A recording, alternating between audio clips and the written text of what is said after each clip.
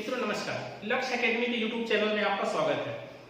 GS की श्रृंखला में लगातार आपको एक वीडियो लगातार मिल रहा है और आज उसी कड़ी में हम लोग विश्व भूगोल के एक चैप्टर उत्तरी अमेरिका महाद्वीप, ठीक है, नॉर्थ अमेरिका कॉन्टिनेंट पे हम लोग चर्चा करेंगे और देखेंगे कि उत्तरी अमेरिका से क्वेश्चन कहां से कैसे कैसे बन सकते हैं और वो आपको मैप बेस याद कराएंगे और देखेंगे कि आप कितना उसको समझ पाते हैं, कितना याद कर पाते हैं। वैसे आशा और उम्मीद है कि आप लोग जिस तरह से कमेंट कर रहे हैं उस तरह से मुझे लगता है कि आप लोगों को चीजें समझ में आ रही हैं और याद हो रही हैं और हमारा ऐसे ही ट्रेंड चलता रहेगा कि आपको जितने भी चीजें हम कराएं मैप बेस कराएं और एकदम कॉन्सेप्चुअल कराएं कि आप बस देखें और क्लियर कर दें, ठीक है। आज हम उस उत्तरी अमेरिका की बात करेंगे, उस कॉन्टिनेंट की बात करेंगे, उस महाद्वीप की बात करेंगे जो पूरे विश्व में क्षेत्रफल की दृष्टि से तीसरे नंबर पर, क्षेत्रफल की दृष्टि से कितने नंबर पर है? तीसरे नंबर पर, और जनसंख्या की दृष्टि से चौथे नंबर पर है, ठीक है। जनसंख्या की दृष्टि से चौथे नंबर पर है। अब तीसरे नंबर पर अगर हम उत्तरी अमेरिका की बात करते हैं, अगर ये तीसरे नंबर पर है तो दूसरे नंबर पर कौन सा है क्षेत्रफल के अनुसार? तो दूसरे नंबर पर आता है, पहले नंबर पर आता है एशिया और दूसरे नंबर पर आता है अफ्रीका। ये दोनों महाद्वीप अमेरिका से बड़े हैं, उत्तरी अमेरिका से बड़े हैं, ठीक है। तीसरे नंबर पर उत्तरी अमेरिका आता है और ये है जनसंख्या। जनसंख्या के अनुसार उत्तरी अमेरिका का चौथा स्थान है। तो जब चौथा स्थान है उत्तरी अमेरिका का तो इसके पहले तीन और होंगे। वो तीन कौन कौन से हैं? तो उसमें एशिया पहले नंबर पर जनसंख्या में भी है, अफ्रीका दूसरे नंबर पर है और तीसरे नंबर पर आता है यूरोप, ठीक है। एक एक कॉन्टिनेंट आप पढ़ेंगे तो इनको जो है आप याद भी करते चलिएगा और ऐसे ही आप इनको याद कर लीजिए। जनसंख्या के अनुसार चौथे नंबर पर सबसे ज्यादा जनसंख्या उत्तरी अमेरिका की है और इसकी अगर जनसंख्या की बात करते हैं तो जनसंख्या है 7.79%। पूरे विश्व की जनसंख्या का 7.79% उत्तरी अमेरिका धारण करता है। और अगर हम क्षेत्रफल की बात करते हैं तो क्षेत्रफल पूरे विश्व का तीसरा नंबर का जो उत्तरी अमेरिका कॉन्टिनेंट है ये पूरे विश्व के क्षेत्रफल का 16.3% धारण करता है। 16.3%। हमने आपको भारत पढ़ाते समय भी बताया था कि भारत का क्षेत्रफल कितना है और उत्तर प्रदेश पढ़ाते समय उत्तर प्रदेश का भी क्षेत्रफल बताया था। आप लोग कमेंट करके हमारे कमेंट बॉक्स पे उसको भी लिख सकते हैं अगर आपको याद हो। नहीं याद है तो रिवीजन करिए, बिना रिवीजन की कोई भी पढ़ाई कंटिन्यू मत करिए। रिवीजन करते हुए आप अपने आप को सोचते हुए कि हमने कितना पढ़ा, कितना याद है, उसके अनुसार हमारे दो क्वेश्चन आपके लिए हैं। आप विश्व में भारत का क्षेत्रफल बता दीजिए कितना परसेंट है और भारत में उत्तर प्रदेश का क्षेत्रफल कितना परसेंट है, ये कमेंट बॉक्स पे जरूर लिखिएगा। चलिए आज हम लोग इसी कॉन्टिनेंट की बात करेंगे और देखेंगे कि विश्व के स्तर पर कितनी चीजें इससे महत्वपूर्ण है, कहां से क्वेश्चन बनते हैं।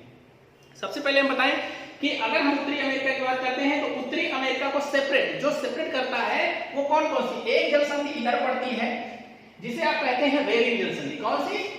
बेरिंग जल संधि। बहुत बार पूछा जाता है। बेरिंग जल संधि इधर आपका पड़ता है एशिया, ठीक है, और देश पड़ता है रूस।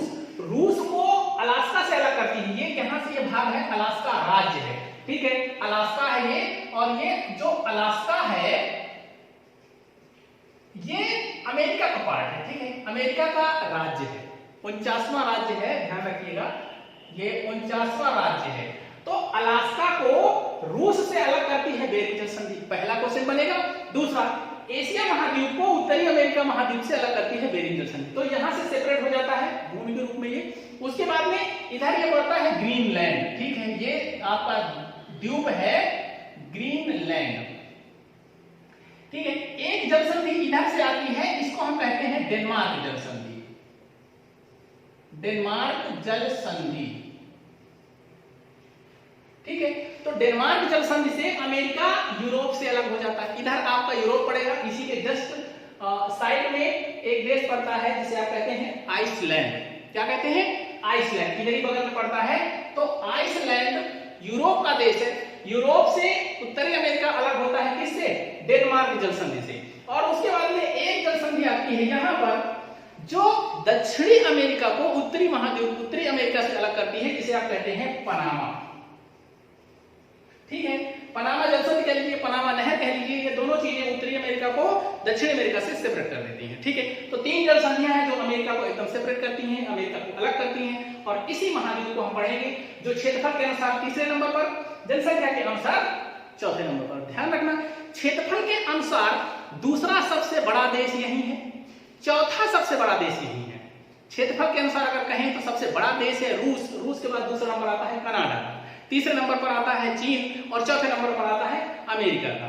ठीक है, तो ये है कनाडा। कनाडा, इसकी राजधानी यहां पर पड़ती है ओटावा। सबसे पहले तो हम लोग देश ही देख लेंगे कि कौन कौन से देश हैं इसमें। और पहले इस पूरे भूखंड को अगर हम कहते हैं तो इसको हम 4 भागों में बांट करके देख सकते हैं। इस पूरे भूखंड को 4 भागों में देखते हैं बांट करके, और उस 4 भागों का नाम क्या है सबसे पहले ये देख लीजिए। अगर हम कहें इस क्षेत्र को अगर हम कहते हैं ये आपका क्या है, पश्चिमी क्षेत्र है, और ये आपका पूर्वी क्षेत्र है, ये आपका उत्तरी क्षेत्र है, और ये आपका मध्य क्षेत्र है। ठीक है, और इन चारों को अलग अलग नाम दिया जाता है। जरा देख लीजिए, अगर हम कहते हैं पूर्वी क्षेत्र, तो पूर्वी क्षेत्र को हम कहते हैं अपलेशियन पर्वत श्रेणी,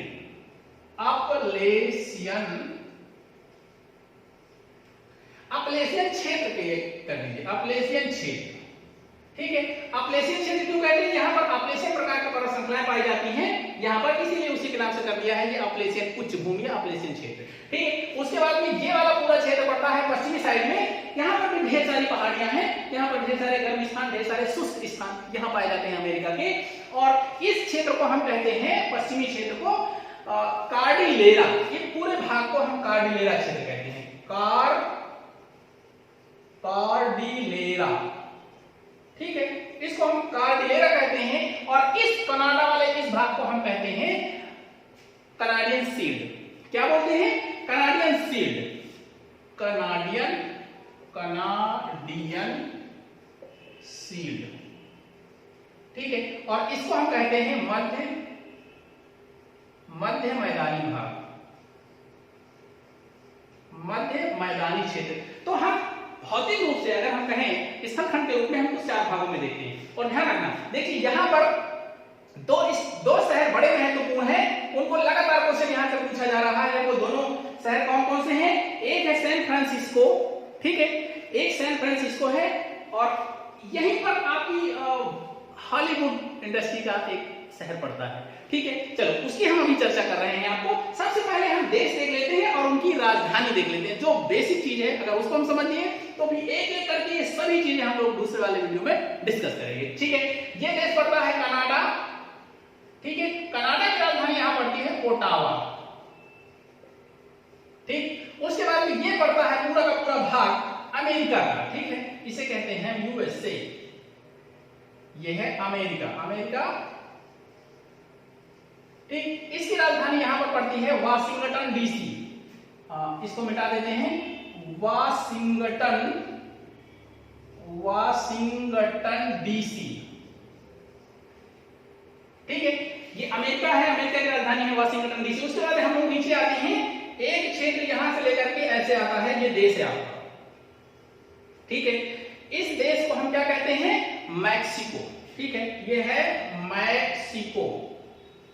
ठीक है, इसकी विशेषता ये है, इसी के साइड में पड़ती है मैक्सिको की खाड़ी, विश्व की सबसे बड़ी खाड़ी है। ठीक है, सबसे बड़ी क्षेत्रफल के अनुसार ये खाड़ी है, और जिसे आप कहते हैं मैक्सिको की खाड़ी।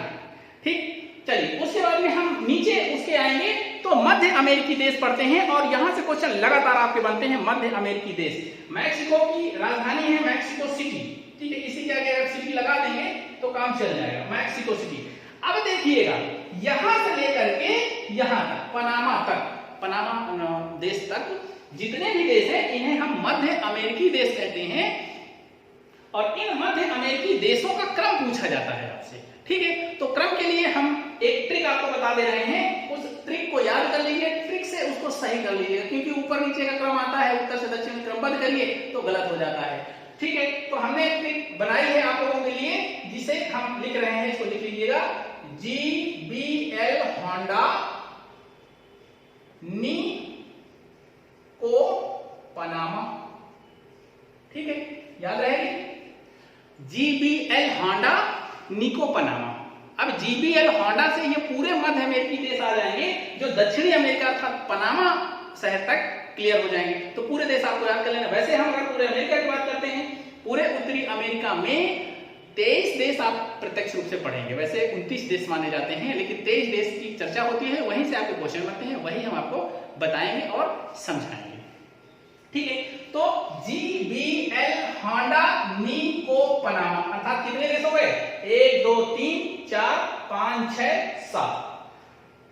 मध्य अमेरिकी देश में 7 देश आते हैं। ठीक है, मध्य अमेरिकी देश 7 देशों का ग्रुप है। और उसमें कौन कौन से? देखिए, जी से हो गया, यहां पर पड़ता है ग्वाटेमाला। ठीक है, क्या नाम है? ग्वाटेमाला, ऐसे लिख लीजिए, ग्वाटेमाला। राजधानी इसकी है ग्वाटेमाला सिटी। ठीक, उसके बाद में है बी। बी से क्या हो गया? एक देश यहां पड़ता है जिसे आप कहते हैं बेलीज। बेलीज।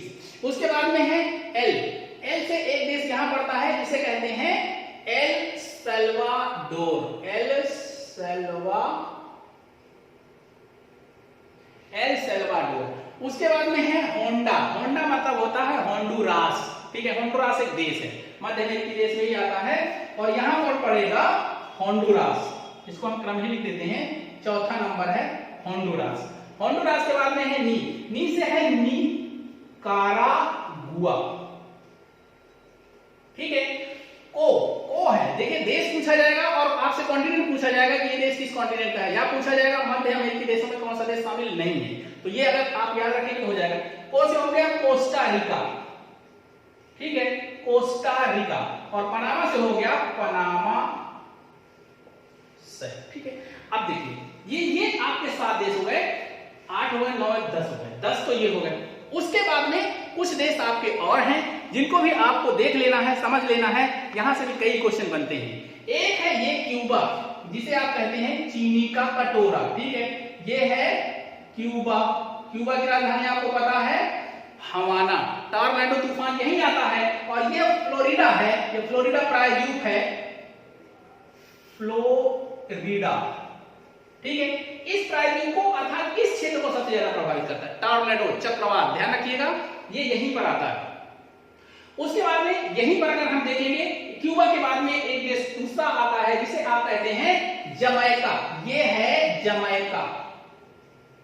ठीक है, राजधानी है किंगस्टन, जमैका। और जमैका के बाद आता है हैती। ये वाला आधा भाग ये है हैती का। ठीक है, हैती।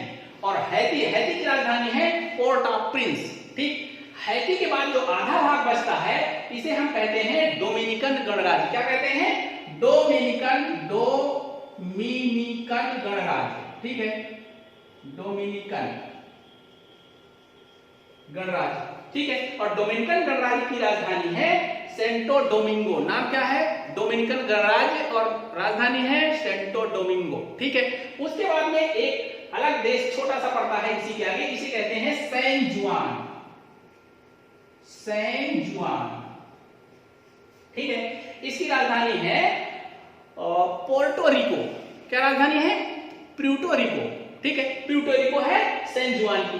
उसके बाद में एक देश देखिए यहां पड़ता है जिसे आप कहते हैं बहामास। ये है, ठीक है, इसको आप क्या कहते हैं? बहामास। ठीक, बहामास की राजधानी है नसाउ। कई बार पूछा गया है पीसीएस में और आरओआर में पूछा गया है बहामास की राजधानी नसाउ। तो राजधानी भी इनकी याद करनी है और आपको देश भी याद करना है। इनकी तो आपको पता ही है, ये है ग्वाटेमाला, ग्वाटेमाला सिटी हो गई। बेलीज है, बेलीज सिटी हो गई। एल सल्वाडोर है, एल सल्वाडोर की है सैन सल्वाडोर। और ये है होंडुरास, होंडुरास की राजधानी है टेगुसिगल्पा। टेगुसिगल्पा। ठीक है, इसकी राजधानी है होंडुरास की। होंडुरास की राजधानी, होंडा मतलब होंडुरास, इसकी राजधानी है टेगुसिगल्पा। उसके बाद में है निकारागुआ। निकारागुआ की राजधानी बड़ी आसान है, इसकी राजधानी है मानागुआ। ठीक है, देखिए उसी नाम के साथ में ही कई चीजें लगी हुई हैं, अगर आपने थोड़ा सा भी कॉन्सेंट्रेट किया तो याद हो जाएंगे यहीं पर। ठीक है, निकारागुआ की हो गई, मानागुआ। उसके बाद में है कोस्टा रिका। कोस्टा रिका की है सान जॉन। कोस्टा रिका की राजधानी है सैन जॉन, ये लिखा है कोस्टा रिका, इसकी राजधानी है सैन जॉन, ठीक है, सैन जॉन। देखिए सैन जुआन ये देश पड़ता है, सैन जुआन देश है, सैन जॉन राजधानी है, ये कई बार कंफ्यूजन होता है तो इसको जरा ध्यान रखिएगा। उसके बाद में पनामा की पनामा सिटी, ठीक है। एक क्षेत्र ये पड़ता है जिसे आप कहते हैं बारमूडा, बारमूडा, ये ध्यान रखिएगा, बहुत पूछा जाता है, बहुत खतरनाक चीज है बारमूडा, नाम ही बड़ा खतरनाक। क्यों खतरनाक है मैं बताऊं, ये ऐसा एक क्षेत्र है, ये कहते हैं पृथ्वी पर ब्लैक होल, यहां से ये समुद्र का एक प्रशांत महासागर है पूरा, इस जगह से अगर कोई भी जहाज निकलता है, कोई भी हवाई जहाज निकलता है, कोई भी पानी वाला जहाज, तो सब यहाँ पे डूब जाते हैं। ऐसी शक्ति है, ऐसी गुरुत्वाकर्षण शक्ति है यहाँ पर, पता ही नहीं चला क्यों, ठीक है। कम से कम 25 से 30 जहाज डूब चुके हैं, आज तक जितने भी वैज्ञानिक पता लगाने गए हैं सब ये खत्म हुआ है, आज तक पता ही नहीं चला कि ये शक्ति कौन सी है, और पूरी की पूरी तरह से खींच लेती है, समुद्र में डुबो देती है और वापस कोई नहीं आया। तो ध्यान रखिए यही है बारमूडा, और बारमूडा ट्रायंगल नाम से इसको प्रसिद्ध है, और इसमें बारमूडा ट्रायंगल से 3 स्थान प्रसिद्ध हैं। पूछा जाता है कि बारमूडा ट्रायंगल में कौन कौन से देश शामिल हैं, इनको मिलाकर के ट्रायंगल बनाया जाता है। तो बारमूडा ट्रायंगल को ध्यान रखिएगा, बारमूडा ट्रायंगल यहाँ आएगा बहामास मिलेगा, और फिर यहाँ पर आएगा सैन जुआन, और यहाँ से ऐसे। तो बारमूडा ट्रायंगल में कौन कौन से शामिल है, बारमूडा खुद शामिल है, बहामास शामिल है, और सैन जुआन शामिल है। तो ये है बारमूडा ट्रायंगल, ध्यान रखना। यहीं पर इस क्षेत्र में सारगैसो सागर है, सारगैसो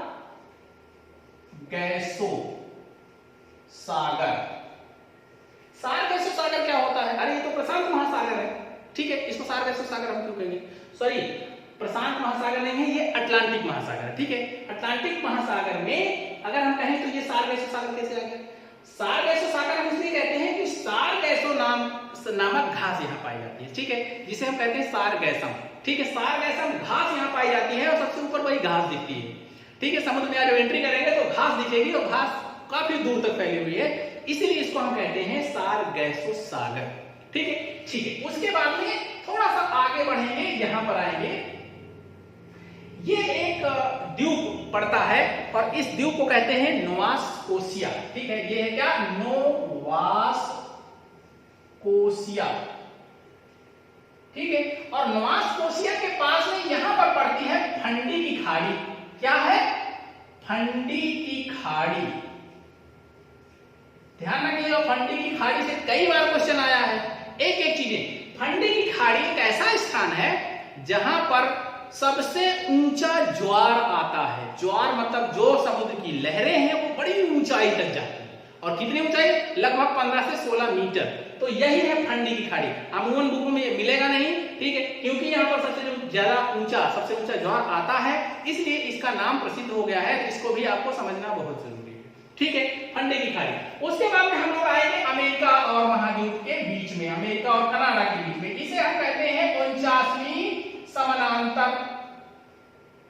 समानांतर या अक्षांश रेखा, ठीक। और ध्यान रखना, ये जो 49वीं समानांतर रेखा है, ये सबसे शांतिपूर्ण रेखा है, कनाडा और अमेरिका के बीच में सबसे शांतिपूर्ण रेखा है। भारत के और अमेरिका, भारत और पाकिस्तान के बीच वाली जैसे नहीं, रेड क्लिफ में हरदम बमबारी होती, बहुत शांत रेखा है, और दोनों देश बड़े शांति रूप से एक दूसरे का सम्मान करते हैं, और इस रेखा का भी सम्मान करते हैं, ठीक है। चलिए, इसी रेखा में कनाडा और अमेरिका के मध्य में ये 5 झीलें स्थित हैं, ठीक है, 5 झीलें, इन्हें हम कहते हैं ग्रेट लेक्स, ठीक है, ग्रेट लेक्स मतलब सुपर 5 झीलें। और इन झीलों का क्रम आपसे पूछा जाता है, नाम तो सभी को पता होगा, ठीक है, जैसे इसे हम कहते हैं, पहले नंबर पर है सुपीरियर झील, सुपीरियर, ठीक है। दूसरे नंबर पर यहां पर नीचे आएगी मिशिगन, इसे हम कहते हैं मिशिगन, ठीक है। उसके बाद में एक झील ये पड़ती है ह्यूरन, ह्यूरन, ठीक है। उसके बाद एक झील ये पड़ती है जिसे आप कहते हैं इरी, और उसके बाद एक झील ये पड़ती है जिसे आप कहते हैं ओंटारियो, ओंटारियो, ठीक है, ओंटारियो। तो ये 5 झीलें हैं जिनको ग्रेट लेक्स के नाम से जाना जाता है, और मीठे पानी की सबसे बड़ी विश्व की झील यही है, सुपीरियर झील, ध्यान रखना। तो इनका क्रम पूछा जाता है पश्चिम से पूर्व में सेट करिए या पूर्व से पश्चिम में सेट करिए। और ध्यान रखना इसमें एक झील ऐसी है मिशिगन जो पूरी तरह से अमेरिका में है। बाकी ये 4 झीलें हैं, ये चारों झीलें अमेरिका और कनाडा के बॉर्डर में स्थित हैं। और इनको याद करने का जो तरीका है वो ट्रिक से भी याद कर सकते हैं, सुपर गन रन इरी अटारी। जरा याद करिए, सुपर गन रन इरी अटारी। सुपर से सुपीरियर, गन से हो गया मिशिगन, सुपर गन रन से हो गया ह्यूरन, ठीक है, ह्यूरन रन, और इरी अटारी, इरी से हो गया इरी झील, ओंटारियो से हो गया ओंटारियो झील, ठीक है। तो ये 4 झीलें कनाडा और अमेरिका के मध्य में हैं और ये झील अलग है सिर्फ अमेरिका में। कई बार क्वेश्चन यहां से भी पूछा गया है तो इसको भी ध्यान रखिएगा, ठीक है। आज की क्लास आप यहीं तक समझिए, अच्छी लगी हो लाइक और सब्सक्राइब जरूर करिएगा, कोई चीज आपको ना समझ में हो कमेंट भी करिएगा, ठीक है। अगली क्लास में इसी को हम आगे बढ़ाएंगे, उत्तरी अमेरिका को खत्म करेंगे, उसके बाद फिर और आगे जितने भी कॉन्टिनेंट धीरे धीरे उनको खत्म करेंगे। तब तक के लिए नमस्कार।